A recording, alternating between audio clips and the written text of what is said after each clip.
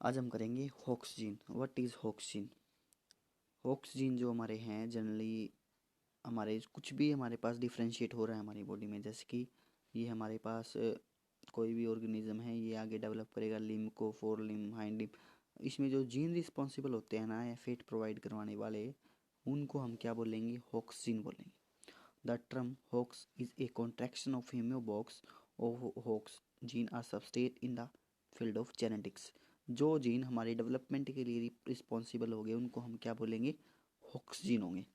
और जहाँ पे इनका जो सेटअप है, जो मान लीजिए ये हमारे पास क्रोमोसोम है, यहाँ पे ये जीन प्रेजेंट होंगे, इस पूरे को क्या बोल देंगे हम? Home box. ये बोल देंगे home box. A subset of homeopathic gene, a group of related that control the body plan of an embryo along head, tail and axis। क्या है ये? हमारा क्या है? एक सेट है जीन का जो कि हमारी एम्ब्रियो की डेवलपमेंट को क्या करेगा? फर्दर प्रोसीड करेगा भी। क्या बनना है? हेड बनना है, टेल बनना है, एक्सिस बननी है। The home box HOX protein determine the type of appendages, that is a leg, antenna, wings in fruit fly। अब जो होक्सिन है वहाँ पे हमारे पास प्रोटीन रिस्पॉन्सिबल होते हैं भी क्या बनना है, जैसे कि लेग बनानी है, एंटीना बनाना है, विंग्स बनानी है। ठीक है। उसके बाद में क्या है? Confirm segmental identify but do not confirm the actual segment themself. Each Hox gene contain a well consumed DNA sequence known as symbol. अब क्या है? ये मैंने बता दिया कि इसके अंदर क्या है? DNA का सीक्वेंस होता है जिसके अंदर हमारे पास जीन प्रेजेंट होते हैं, उसको हम क्या बोलेंगे? हिमबॉक्स बोलेंगे।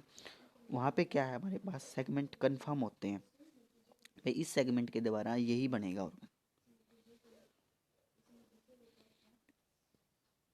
उसके बाद हम डिस्कवरी पढ़ते हैं। Homeotic transformation were first identify the study by William Bateson in 1894 would coin term homeosis. उन्होंने 18 जो है 94 में ये टर्म दी थी, homeosis. The mutants a partial duplication of thorax was therefore name bithorax. अब क्या है? कोई भी ऑर्गेनिज्म है, मान लीजिए ड्रोसोफिला ही लिया था मैक्सिमम। अब क्या है? जो हमारा पार्शियली डेवलपमेंट होएगा थोरैक्स का, उसको क्या बोल दिया हमने? BX बोल दिया या बायोथोरैक्स बोल दिया। और जो थर्ड थोरेसिक बना, सेगमेंट बना,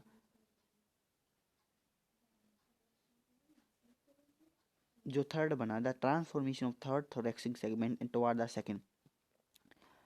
T1 और T2 और T3 हमारे क्या है? थोरेक्सिक है,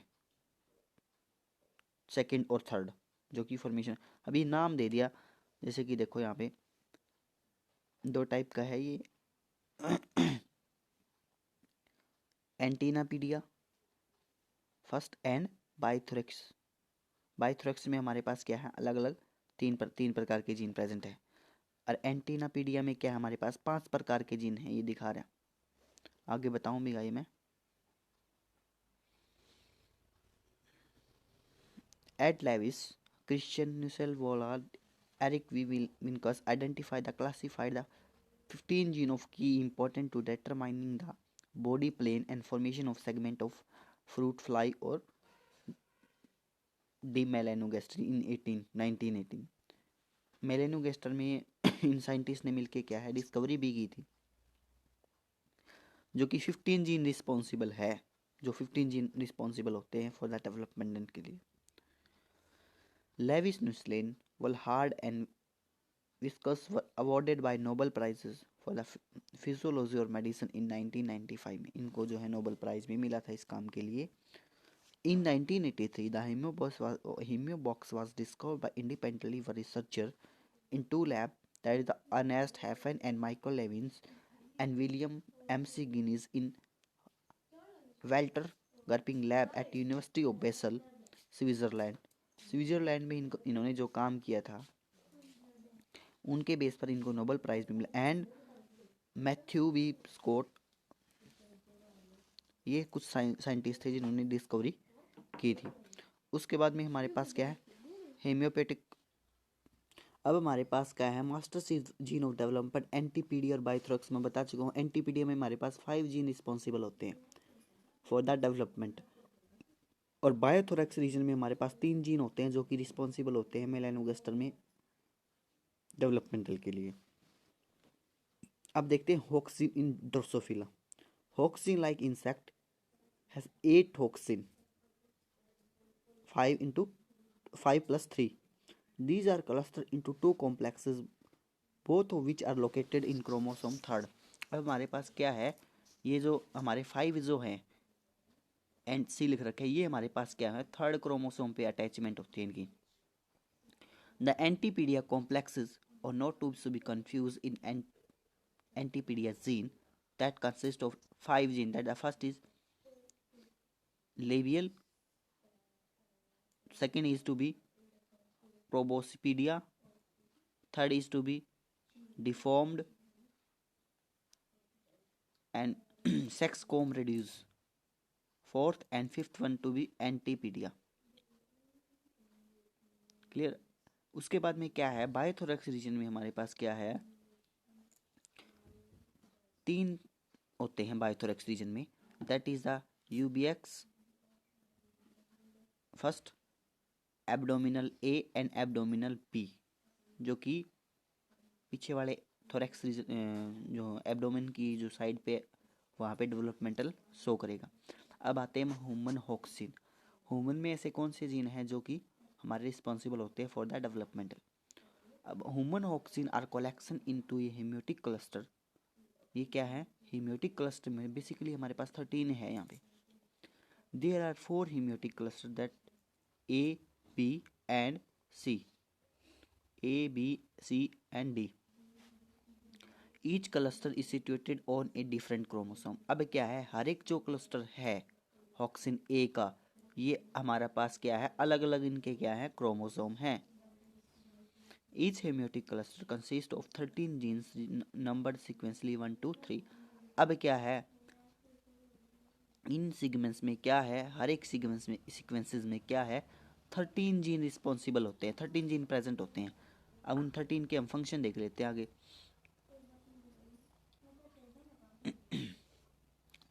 Human hoxin. The 4 numerically corresponding gene for 4 different clusters to form paralogous group. The hoxin are responsible for patterning along the anterior posterior axis. ये बता चुका हूँ कि होक्सिन रिस्पॉन्सिबल होते हैं हमारे एंटीरियर और पोस्टीरियर एक्सिस के लिए भी। The gene are expressed sequentially beginning for the paralogous group 1 which express first.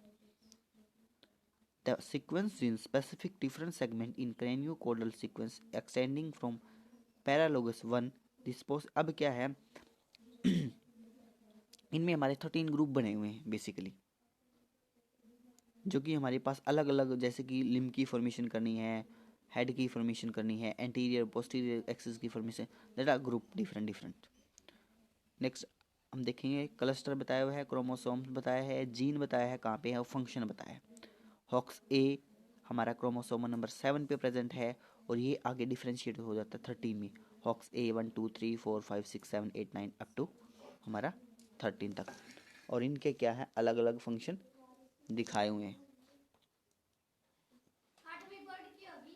उसके बाद हॉक्सिन A1 A2 A3 हमारे क्या हैं 13 तक जाएंगे, अप टू हमारे पास 13। इनका अलग अलग फंक्शन है। ऐसे ही बी हमारा 13 बताई थी, अलग अलग रो होते हैं। ऑक्सिन सी डी इनकी 4 पेयर थे, इनके अलग अलग फंक्शन है।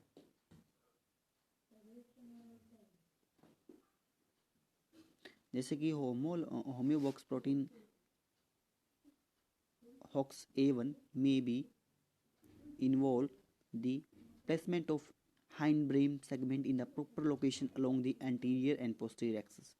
अब ये हॉक्स A1 हमारे पास क्या है, हमारे ब्रेन की एंटीरियर और पोस्टीरियर एक्सिस को दिखाता है। A2 क्या है, control the embryonic developmental, control the embryonic.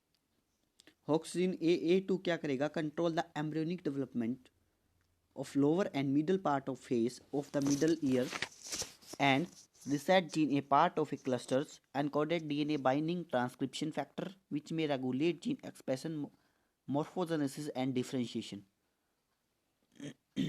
आगे हमारे पास ऑक्सीजन बी है, जो हॉक्स बी क्रोमोसोम नंबर 7 पे प्रेजेंट होगा। यहाँ इसके 13 जो है सब पार्ट दिखाए हुए हैं। देन हमारे पास कंपैरिजन है, हमारे पास क्या है ऑफ टू, हमारे पास मेन का लिया हुआ और ड्रोसोफिला का लिया हुआ है। उसके बाद हमारे पास अगर कुछ ऑक्सीजन हमारे पास बॉडी में नहीं होंगे तो उनके हमारे पास क्या है डिसफंक्शनिंग हो जाती है भाई। कुछ मैंने पहले बता दिया था, हमारा ऑक्सीजन रिस्पॉन्सिबल होता है कुछ ना कुछ बनाने के लिए। अब कोई डिफ्रेंशिएट, जैसे कि हमारे पास ऑक्सीजन जो 2 है वो अगर ना होगा तो हमारे पास क्या है ईयर की डेवलपमेंट अच्छे से नहीं होगी। और क्या क्या सिम्टम हो सकते हैं हमारे पास, bilateral hypoplastic tympanic membrane, poorly developed mastoid air cells, then small middle ear cavity, absent inner ear, ये हो सकता है। इस डायग्राम में दिखाया भी हुआ है वैसे तो। ऑक्सीजन बी 1, ऑक्सीजन बी 1 क्या है, clinically features of patient homozygous oxygen B 1 mutation, masked features of patient due to bilateral thickness, right isotopic of affected patient, C brain MRO effect. अब क्या है उसके फेशियल जो एक्सप्रेशन है वो ढंग से नहीं होगा। देखो जैसे जैसे कि इस डायग्राम में दिखाया हुआ है, अगर ये एब्सेंट होगा तो हमारे पास ये है फेसिंग जो है फीचर्स नहीं आएंगी। Facial weakness exhibit the male sibling attempt to smile, both siblings with mid face restrictions, upturns nasal tips, that are all Hoxie13.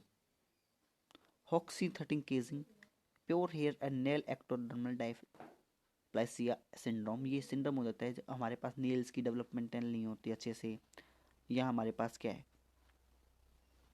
Beards की, आईब्रो की, आईलेसेस की क्या है डेवलपमेंटल अच्छे से नहीं हो पाती Hoxie13 की वजह से, अगर एब्सेंट होगा तो। Hoxd13 अगर ये ना होगा तब भी हमारे पास क्या है, हमारी जो बोन है उनका डिसऑर्डर हो जाएगा। अब क्या है सिंडेक्टाइल बिटवीन 3 and 4, अब क्या है हमारे पास जो हमारी उंगलियां हैं वो जुड़ी की जुड़ी रह जाएगी अगर Hoxd13 जो हमारा काम नहीं करेगा तो। फर्स्ट हमारे सिंडेक्टाइल बिटवीन फिंगर्स 3 and 4, सिम्पोलीडेक्टाइल्स विद सिंडेक्टाइल, अब क्या है दो की बजाय पूरा हाथ भी जुड़ सकता है अगर Oxygen 13 ना प्रेजेंट हो। Duplicating third distal and middle phalanges, bifid third proximal phalanges, hypoplastic fifth middle. अब क्या है मेन इसका क्या है, अगर ये प्रेजेंट नहीं होगा हमारे में या इनएक्टिव कैसे भी कोई भी नॉर्मल फंक्शन नहीं होगा इनका, तो क्या होगा हमारे पास हमारी जो उंगलियों की हड्डियां हैं या वो क्या हो जाएगी जॉइन हो जाएगी।